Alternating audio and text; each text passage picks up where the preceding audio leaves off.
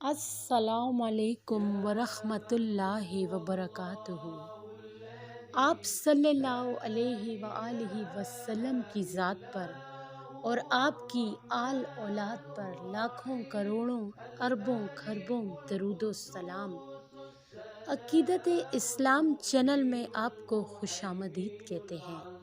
ناظرین، آج کی ویڈیو ہماری حضرت سلیمان علیہ السلام اور دو فرشتے ہاروت اور ماروت جو کہ فرشتے تھے ان کے بارے میں ہے۔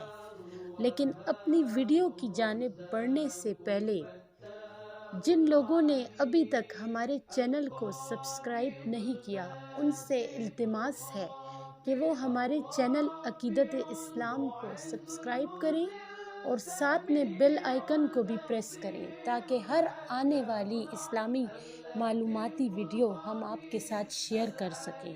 جزاک اللہ خیر۔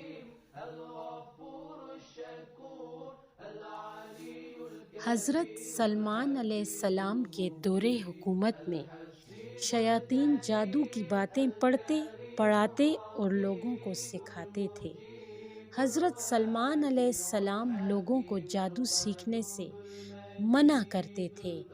اللہ نے اس دور میں دو فرشتوں ہاروت اور ماروت کو نازل فرمایا اور ان فرشتوں نے جادو اور معجزے میں فرق واضح کر دیا۔ یہ فرشتے لوگوں سے کہتے تھے کہ ہم ایک آزمائش ہیں اور جادو سیکھ کر کفر نہ کرو اور ایسے لوگوں کا آخرت میں کوئی حصہ نہیں ہوگا۔